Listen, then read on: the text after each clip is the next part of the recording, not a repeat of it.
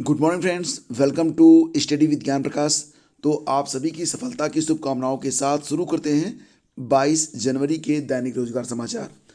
कल रात में ही मैंने आपको अपडेट कर दिया था कि यूपी टीईटी परीक्षा जो कि 23 जनवरी को होने जा रही है, इसके लिए कुछ गाइडलाइंस में बदलाव किया गया है। जैसे पहले ये था कि आपको आधे घंटे पहले तक प्रवेश मिलेगा, लेकिन अब एक लेटेस्ट अपडेट है कि टीईटी परीक्षा देने के लिए अगर आप जा रहे हैं तो आपको बाहर वेट करने की ज़रूरत नहीं है।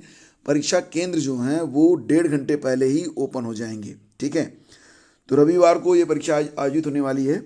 अपर मुख्य सचिव दीपक कुमार की ओर से 12 जनवरी को एक आदेश जारी किया गया है। ये आदेश टेलीग्राम चैनल स्टडी विज्ञान प्रकाश पर भी है।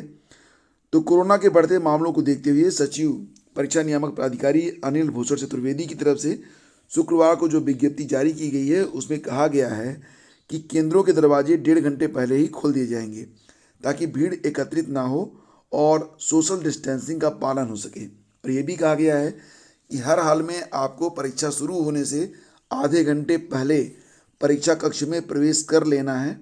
और परीक्षा शुरू होने के आधे घंटे पहले अगर आप देरी करते हैं तो आपको परीक्षा कक्ष में प्रवेश नहीं दिया जाएगा। तो सुनिश्चित करें कि हर हाल में आप 9 बजे तक अपने टेबल पर पहुंच जाएं या परीक्षा केंद्र पर पहुंच जाएं। ठीक है, तो इसी के साथ ये भी है कि मुफ्त यात्रा के लिए जो लोग मुफ्त यात्रा करेंगे तो वो लोग अपना टीईटी का जो एडमिट कार्ड है वही उनका पास होगा। तो बहुत सारे दोस्त होंगे जो आज ही अपने गंतव्य की ओर रवाना हो जाएंगे, तो सभी को शुभकामनाएं। अपना टीईटी का जो एडमिट कार्ड है उसकी 5-7 कापियाँ करवा के रख लीजिएगा, वही आपके लिए पास होगा, फ्री पास। और दो बड़ी भर्ती का परिणाम 31 जनवरी तक। तो एसएससी के लिए एक बड़ी अपडेट है। देखो, यहाँ पर कोरोना के कारण रुकी भर्तियों में प्रतियोगियों को निराशा के बीच अच्छी खबर मिलने वाली है। कर्मचारी चयन आयोग अपनी दो बड़ी भर्ती का अंतिम रिजल्ट 31 जनवरी यानी कि इसी सप्ताह जारी करेगा।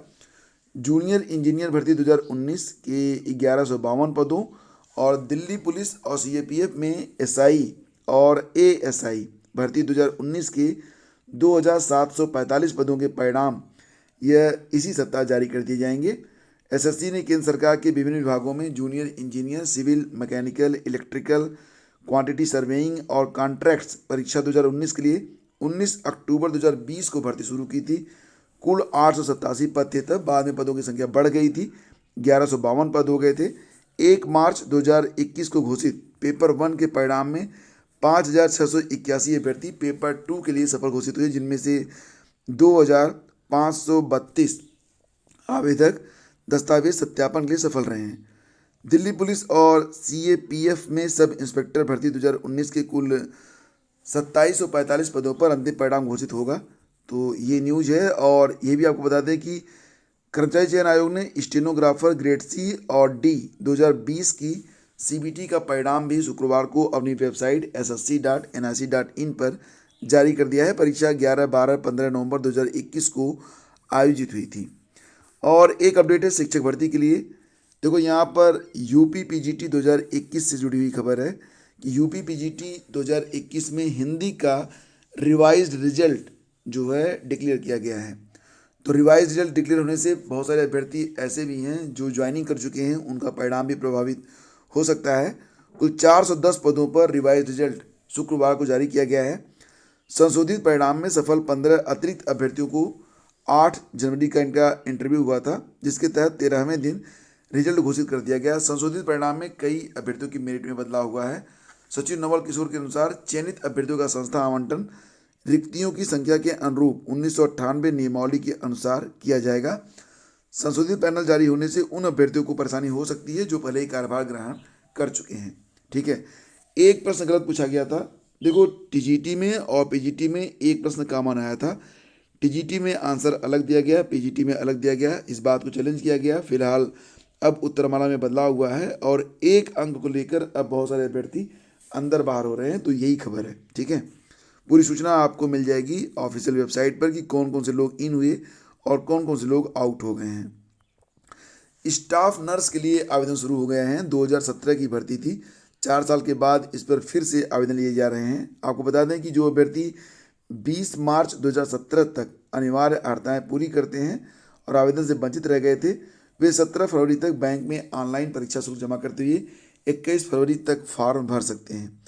जो अभ्यर्थी पहले फॉर्म भर चुके हैं उन्हें फिर से आवेदन करने की ज़रूरत नहीं है। और आपको बता दें इसमें जो शैक्षिक अर्हता है वो आप देख लीजिए। तो रिक्तियों की संख्या तो 558 है, आप देख रहे हैं।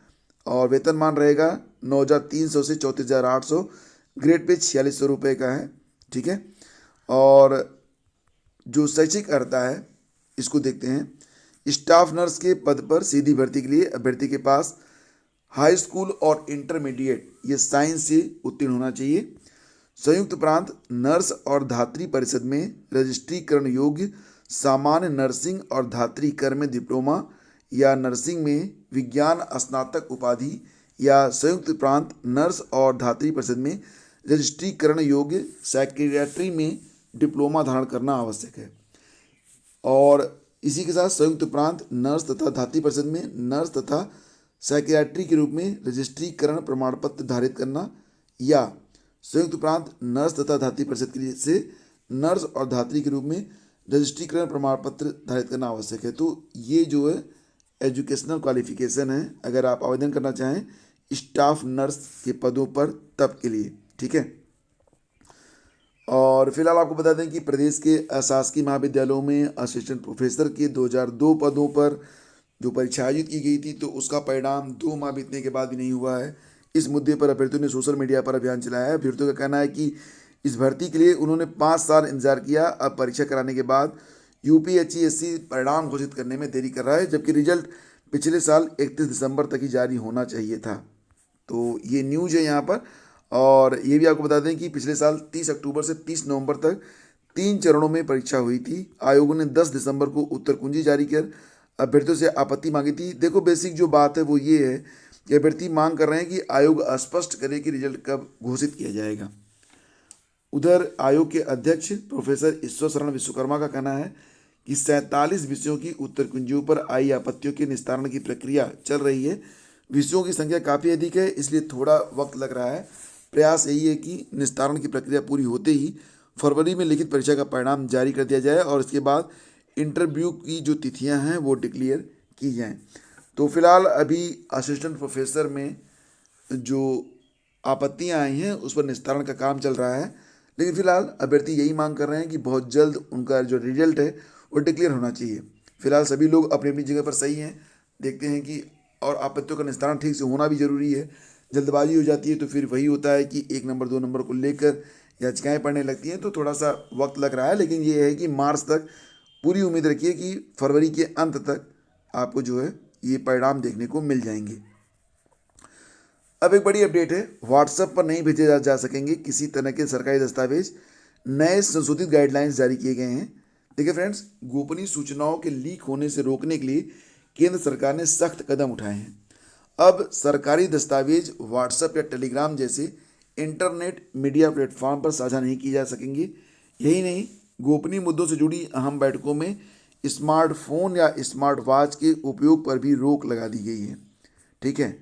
तो सरकारी कामकाज की गोपनीयता को बनाए रखने के लिए सरकार ने नए संशोधित गाइडलाइंस जारी किए हैं। ये दिशा निर्देश ऐसे समय में जारी हुए हैं जबकि गोपनीय सूचनाओं के लीक होने से रोकने के लिए स्थापित राष्ट्रीय संचार दिशा निर्देशों और सरकारी निर्देशों के लगातार उल्लंघन के मामले सामने आ रहे थे। सूत्रों के मुताबिक नए संचार दिशा निर्देशों से सभी सरकारी अधिकारियों से कहा गया है कि वे गोपनीय सूचनाओं को व्हाट्सएप, टेलीग्राम इत्यादि पर साझा न करें। इन ऐप के सर्वर को विदेश में निजी कंपनियों के द्वारा नियंत्रित किया जाता है। ऐसे में गोपनीय सूचनाओं का दुरुपयोग किया जा सकता है। एक अधिकारी ने अपना नाम गुप्त रखते हुए कहा कि सरकारी अधिकारियों को अपने मोबाइल फ़ोन में वर्गीकृत या गोपनीय सूचनाएं स्टोर करने से मना किया है। इन सूचनाओं को मोबाइल ऐप के जरिए साझा करने से भी मना किया है, क्योंकि इससे देश की सुरक्षा के लिए गंभीर खतरा पैदा हो सकता है। अमेजन के एलेक्सा, एप्पल के होम पॉड इत्यादि जैसे उपकरणों का उपयोग करने से भी मना किया है। वर्चुअल बैठकों के लिए गूगल मीट या जूम जैसे ऐप का भी उपयोग करने से मना किया गया है। इनके स्थान पर CDAC, department of advance computing, NIC के वीडियो कॉन्फ्रेंसिंग के उपकरणों का अनिवार्य पासवर्ड के साथ उपयोग करने की सलाह दी गई है। तो वर्क फ्रॉम होम के लिए भी ये भी जो गाइडलाइंस जारी की गई हैं WFH के दौरान घरेलू यानी कि वर्क फ्रॉम होम के दौरान घरेलू सेटअप के जरिए गोपनीय सूचनाएं साझा नहीं करें। घरेलू सिस्टम एनआईसी के वर्चुअल प्राइवेट नेटवर्क के जरिए ऑफिस के नेटवर्क से जुड़े होने चाहिए। तो ये जानकारियाँ जो हैं प्रोवाइड की गई हैं। और अब आपको बता दें कि नेशनल टेस्टिंग एजेंसी एनटीए ने यूजीसी नेट के लिए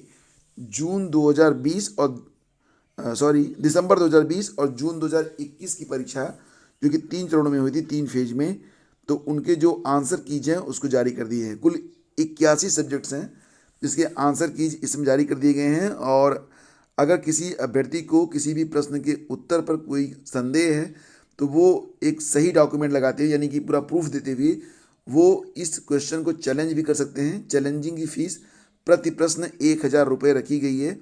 और अगर आपका चैलेंज सही पाया गया तो उत्तरमाला में बदलाव किया जाएगा, और अगर आपका चैलेंज गलत होगा तो आपकी धनराशि जब्त कर ली जाएगी। तो आप यहाँ पर देख सकते हैं 21 जनवरी को यह पब्लिक नोटिस जारी हुई है। इसमें तीनों शेड्यूल से संबंधित पूरी जानकारी दी गई है। तो date of display of question paper and challenges of provisional answer keys through NTA website ugcnet.nta.nic.in पर आप 21 जनवरी 2022 से लेकर 24 जनवरी 2022 तक 9 बजे तक आप चैलेंज कर सकते हैं। और फीस को आप 24 जनवरी तक जमा कर सकते हैं 11 बजे तक, 11:50 PM तक। और बिना फीस के ये जो चैलेंजेज होंगे वो एक्सेप्ट नहीं किए जाएंगे। एक प्रश्न पर आपको 1,000 रुपये की फीस देनी होगी अगर आपको चैलेंज करना है तो। पूरी लिस्ट आपको अगर देखनी है तो आप आइए टेलीग्राम चैनल पर, वहाँ पूरी लिस्ट और जो लिंक्स हैं, वीडियो लिंक्स हैं, वो शेयर कर दिए गए हैं ताकि आप जो है संबंधित वेबसाइट तक आराम से पहुँच सकें। ठीक है। और इसके लिए एक हेल्पलाइन भी है 01140759000। और दोस्तों अब बात करते हैं 35 यूट्यूब चैनल बैन किए गए हैं। तो केंद्र सरकार ने बड़ी कार्रवाई करते हुए पाकिस्तान से संचालित हो रहे और भारत विरोधी प्रचार कर रहे 35 यूट्यूब चैनलों को बंद कर दिया है। इनके साथ ही 2 इंस्टाग्राम, 2 वेबसाइट, एक फेसबुक खाता भी ब्लॉक किया गया है। इन चैनलों के 1.2 करोड़ सब्सक्राइबर थे और इस पर चल रही सामग्री को 130 करोड़ बार देखा भी गया था। केंद्रीय सूचना प्रसारण सचिव अपूर्व चंद्रा और संयुक्त सचिव विक्रम सहाय ने शुक्रवार को कहा कि आईटी नियमों के तहत यह कार्रवाई की गई है। ये सभी भारत के खिलाफ ऑनलाइन दुष्प्रचार कर रहे थे। तो इन चैनलों को, जो कि लोगों को गुमराह कर रहे थे, फिलहाल अब इनको बैन किया गया है। भारतीय सेना और देश के पहले CDS जनरल बिपिन रावत आज जैसे विषयों पर फेक वीडियो और फेक न्यूज ये चैनल डाल रहे थे। सहाय ने कहा कि दिसंबर 2021 में भारत ने देश विरोधी कंटेंट वाले 20 यूट्यूब चैनलों को बंद किया था। तो फिलहाल अब 35 यूट्यूब चैनल भी बैन कर दिए गए हैं। तो दोस्तों ये थी आज की पूरी अपडेट। वीडियो पसंद आया तो प्लीज़ लाइक और शेयर आप लोग जरूर किया करें। Thank you so much. Have a great day. जय हिंद।